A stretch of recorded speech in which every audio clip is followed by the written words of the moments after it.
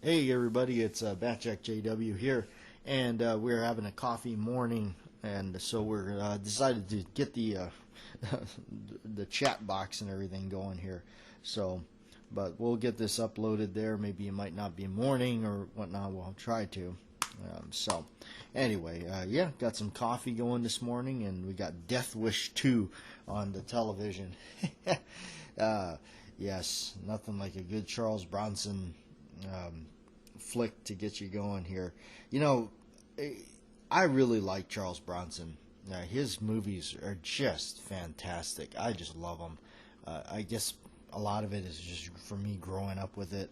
Um, there was one that I remember that I got rid of, and I really regret it. I should have kept it I just didn't realize it. You know what was all that. I had The Mechanic on VHS, and it was a really cool box because it was an older tape. It was the MGM silver top. Some of you remember that. The top of the box of the slip cover was silver. It had like a foil, like silver. And then it had a really cool picture of him holding that Colt Woodsman. And then, it was kind of like a drawing. That was what was so neat about all those movies from back then and on those tapes. It was like a drawing. It was like a painting, and really awesome. I would love to have that as a poster. But just really cool. The tape itself had the foil label with the red lettering.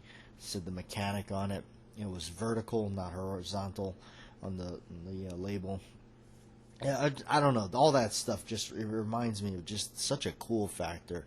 Yeah, I still have a VCR, and I still bought a couple extra tapes just recently, not too long ago. I bought the Midnight Cowboy and Still of the Night with Roy Scheider and Meryl Streep, which is actually kind of a hard movie to come by.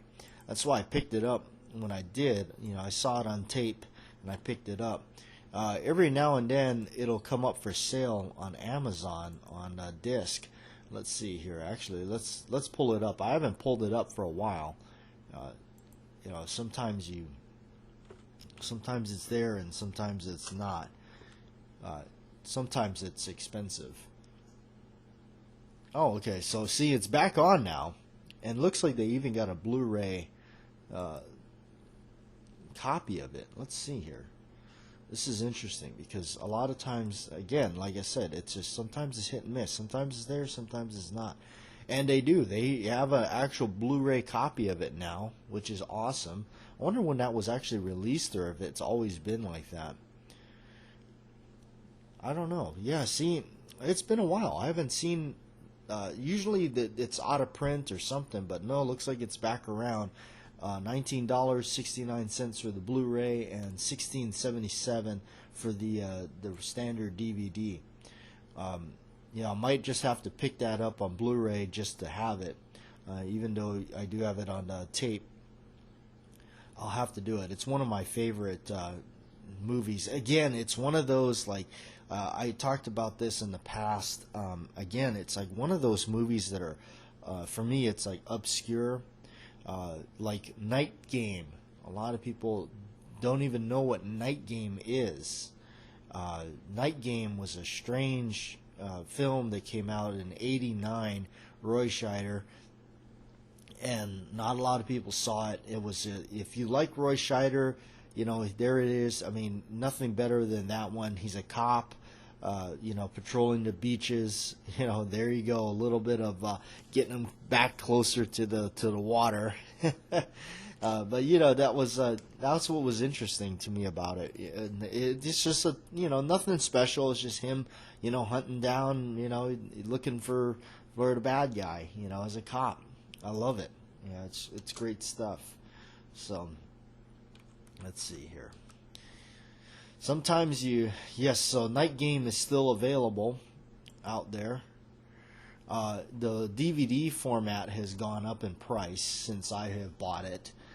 It's up to almost $30 now, and that's just the way some of these go. Sometimes they just come out real quick and they're just around for a little while, and then they jump up in price. There's a couple others that I still want to pick up. speaking of pickup, 52 pickup. That's got Anne Margaret in it, and that's a really neat one. That's one of your. I mean, again, that's a kind of time frame of a lot of those. Some people call them the cheesy action flicks of the '80s or whatnot. To me, they're still awesome.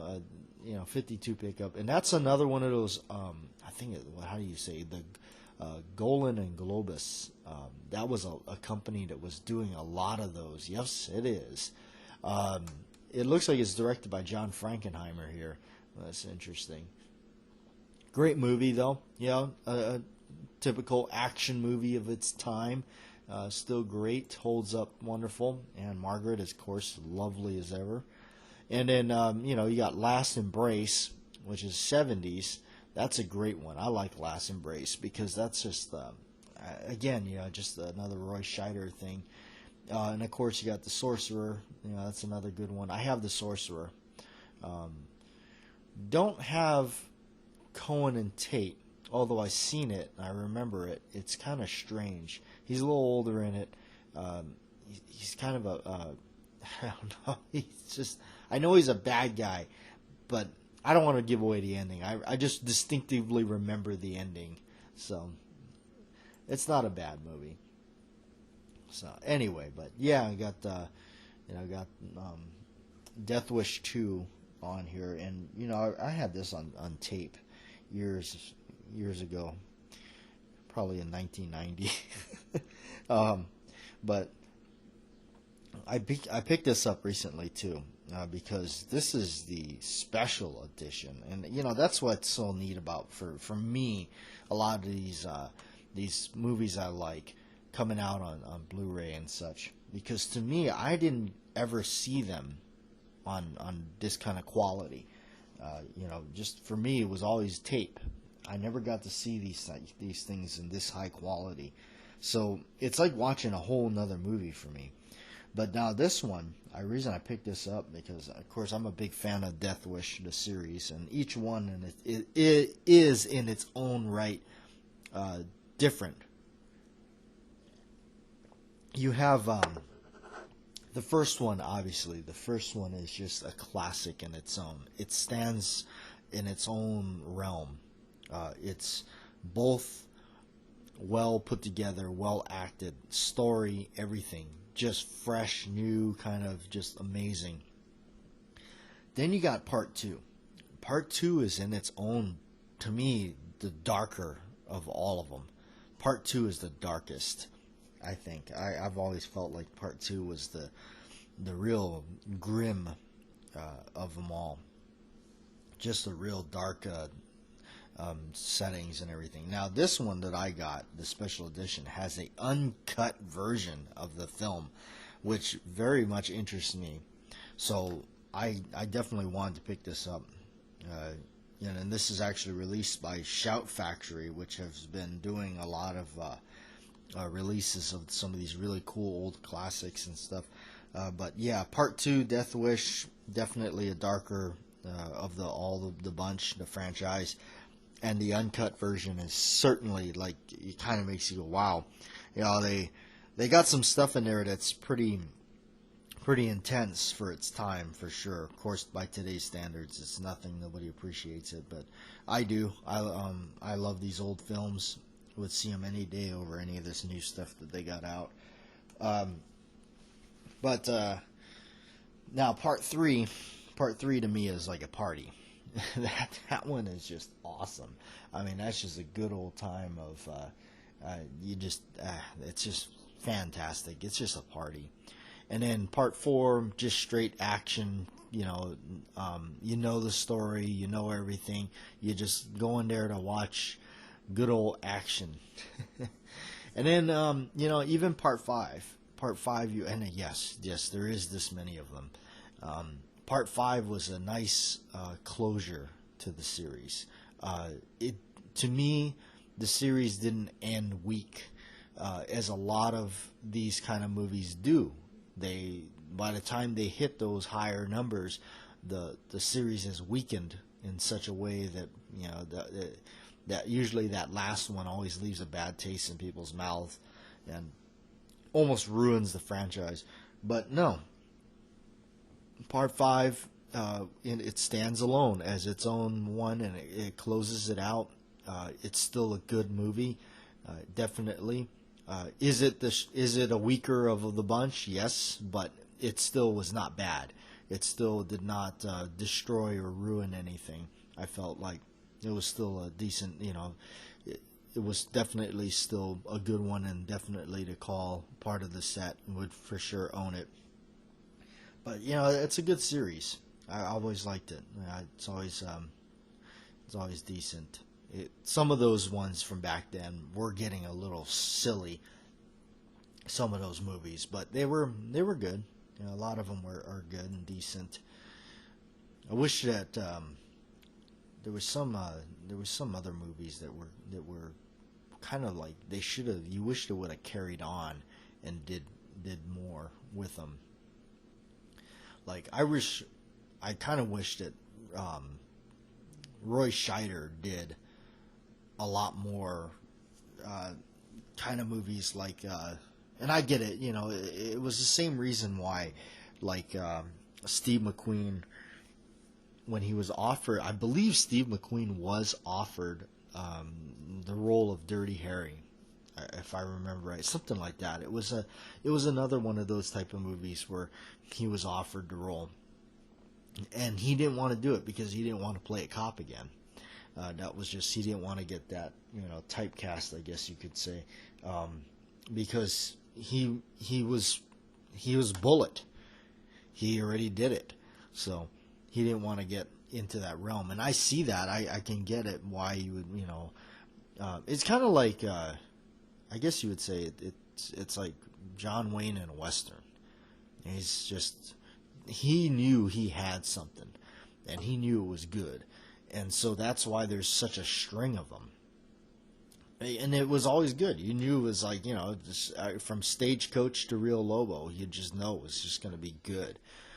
But it was nice to see him play, like characters like McHugh and Brannigan. It was really nice to see that, because I always liked that. It's like, Charles Bronson. It's like, it's so cool because you go from like a movie like Red Sun, where, he's a cowboy. And then, by the way, that's a really great movie. That's a kind of an obscure one.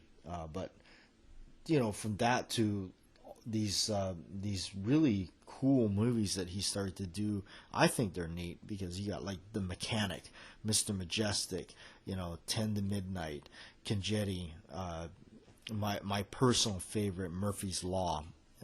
Those are just, some people call them kind of goofy movies, but I like them. They're great. It's a good old action.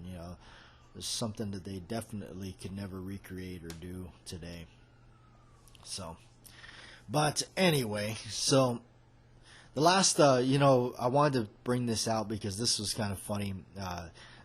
My buddies over there, my friends, the Bohemian Hunting Club, they've been around, surfacing on YouTube quite a bit. They're a big part of our little small family of friends right here that we all have, with all of us with our little channels that we do this stuff with.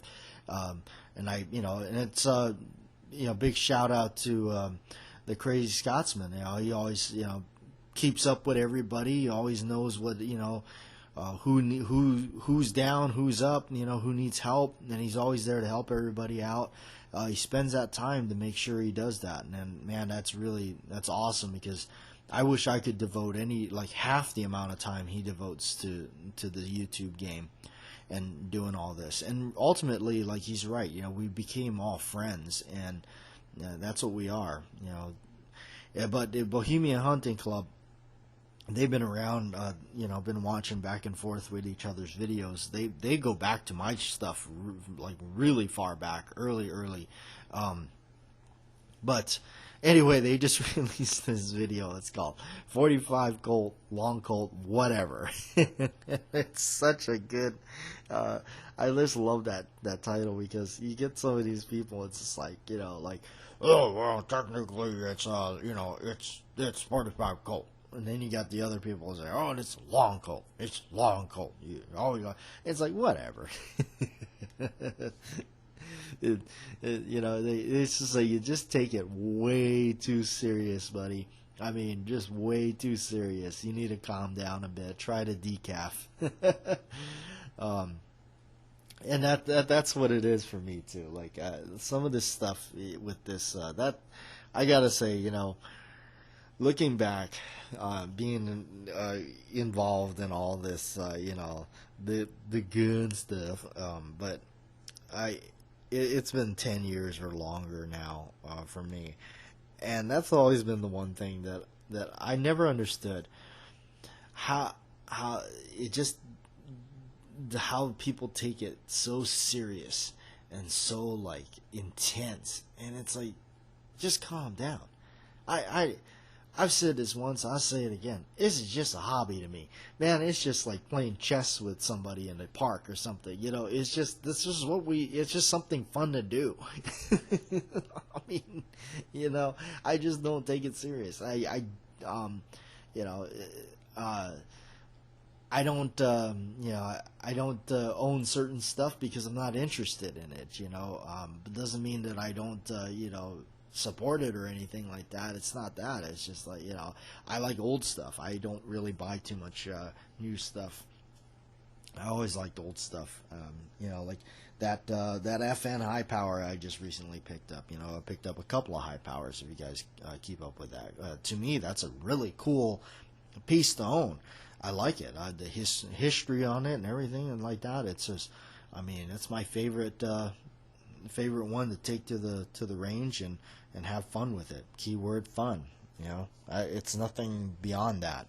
It's just fun. So, but looking, we had a couple of videos here on the channel here. We did about the priming system, and it's my little Lee hand primer. My little handheld primer thing, it finally gave out on me. And what I think it is, it's just, it got worn. It got worn out and kind of stopped seating them properly to the correct depth. And it's because the top of the the connector is worn down. So I did, I talked to some older reloaders. That's the way I usually go about these things. You talk to somebody that's been doing it for a lot more years than you.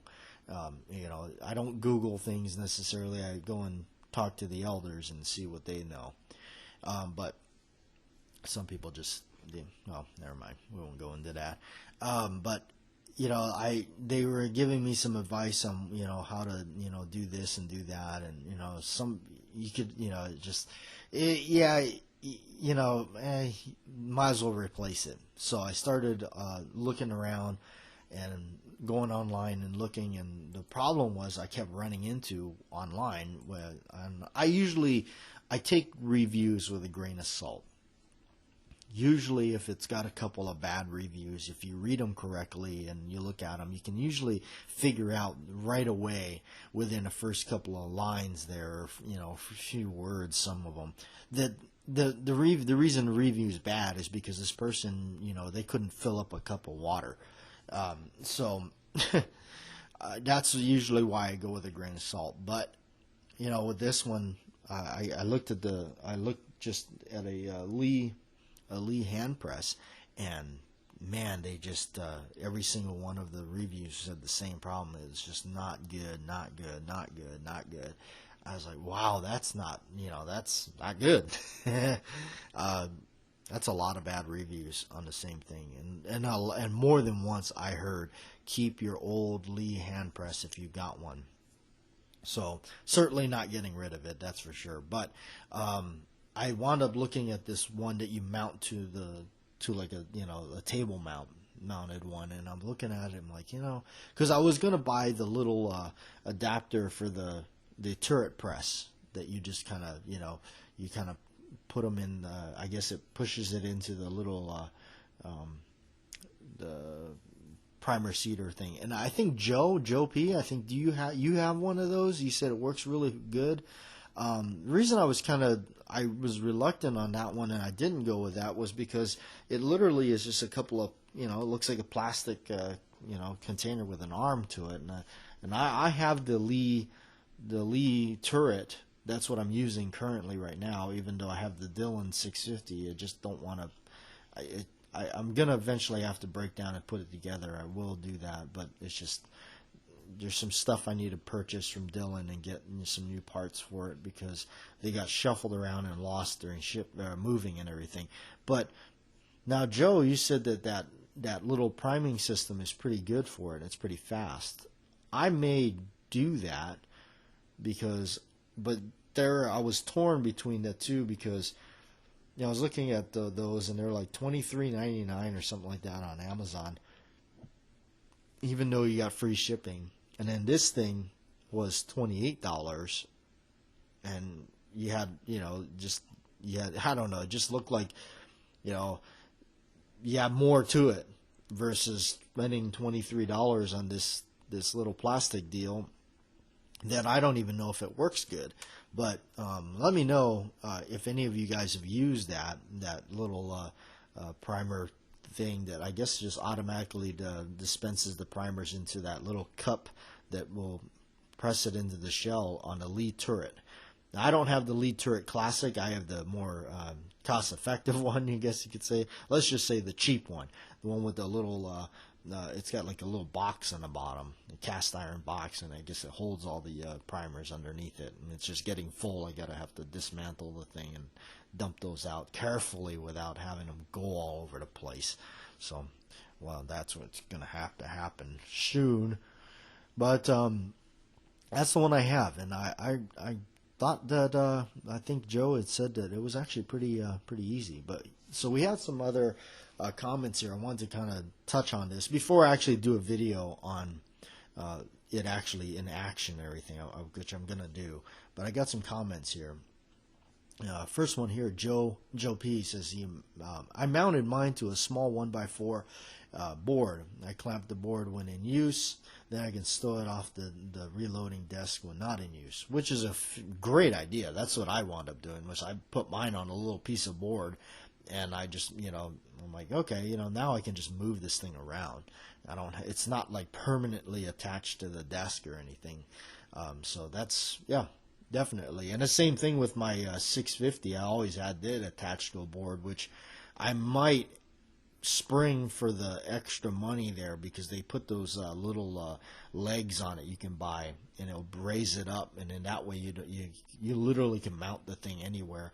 You don't have to have the clearance under it for when the handle and everything drop down. So I may do that. I carry one. He has one of these things. Great. And we're talking about the little desk mounted primer system by Lee.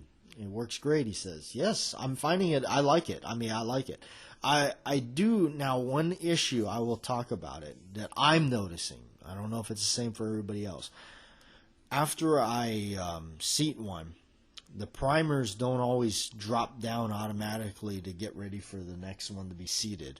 What I found was after I pulled the lever down to seat it, on the release, I just kind of let it kind of snap back up a little bit, and it's not like anything is going to hurt anything. It doesn't seem like that. And of course, if it was going to hurt it, I would probably say maybe somebody should redesign it. But it just gives it a slight vibration, and it seems to drop the next primer in place. So far, maybe over time this thing will break in and it'll start running better. But that seems to be. But it's not a. It's not a kill. It's not a deal breaker for me, or any kind of a issue that I would say it's dramatic. Especially with this kind of setup, with what I'm working with right now, with a turret press and this and everything. I'm not exactly trying to crank out 1,000 rounds in like an hour or anything like that. I'm just trying to make a box of ammo, and just kind of go and play with that, and that's it. I'm not trying to go crazy here, and that's the key thing to remember when you're reloading and doing all this. Speed is not what you want to do. With somebody's really good progressive presses, you can get into a rhythm and have a nice faster paced flow, if that makes sense. but you don't want to just be sitting there trying to fly through this stuff and crank out as many as you can in a short amount of time. That's how accidents happen. That's how things go kaboom, or, that you don't want that. That's how accidents happen. So anyway, but this whole little setup I got now seems to work fine. I like it. I'm not trying to do some kind of major production or anything like that. So it does seem to work. I do like it. Worth the money. Yeah, it's a good tool to have. Scott F. Nice pickup to keep for the love for. Nice pickup to keep the love for lead going. Absolutely. You keep it going. I buy my right now. What I use is Bear Creek bullets. They're molly coated, so you can shoot them through a Glock barrel. And I get them fairly cheap, especially the 9mm. I get them for about $35 for 500. That's what it comes out to. It's fairly cheap. In the local shop I go down to all the time, they always have them. So I just go down there, pick up a box, and we're good to go for a while. Depends how much I want to shoot. Lately with the high power, I've been shooting a lot. All right, Russ Elder. Never heard of this, but I'm sick of priming by hand. Well, Russ, it's a decent tool. I would say check into it, and the cool thing is it's not terribly expensive. $28. Yeah, but you can see it's once you get it and you open it up and look at it, it's worth $28. And for me, when I start getting scared of stuff, investing wise, taking a shot in the dark, for say, is when you start going like $50. I start to kind of get hesitant on it and reluctant, like, I don't know. But, $28 is not too much to take a chance on. That's my thought on it. Again, it's by no means is it, pocket change or anything like that, but it's in that realm of, I guess you could say, it's in that price range where it's like, yeah, if it didn't work out, at least it wasn't like a $50 loss. So, and I've always had really good luck with Lee products. I 100% stand behind Lee products. They're inexpensive, for say. They're not as pricey as some of the other stuff, and they work. In fact, honestly, I have really given some serious thought to the Lee Loadmaster. It's $261 off of Amazon. I'm really starting to think about it. It's just like, just put it on a credit card, but I don't know. Let me know if anybody out there has got a Lee Loadmaster, and let me know how it is. Even though, because I'm just looking at the pricing on that versus getting my 650 fixed. I don't know. My 650 is getting old. I've had it for, again, probably 10 years. It's getting old.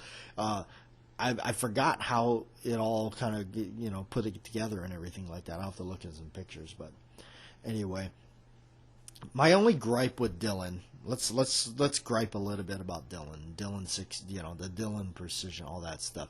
There's so many parts on those things. There's so many parts, and the parts aren't cheap. I swear, that's how they make their money, is on parts. It's like, oh yeah, you want that little lock washer and that nut and screw that goes on there? Yeah, that'll be $45. That's my only gripe with them. It's like, my God, man, and it's stuff when you get it. It's like you're looking at it, you're like, man, did they get this out of like the spare parts kit that when they were installing refrigerators? It's just, some of this stuff is cheap. All right, so Mr. Holster says, Lass, looks like you got a good solution to your problem. It is a good solution to a problem. I like it. It's working great. So Edward Petty, looks like a nice tool. It is. It's good to have in the inventory. Even if you got even if you have like your own progressive press going on, all that, you know what? This stuff, it never hurts to have it.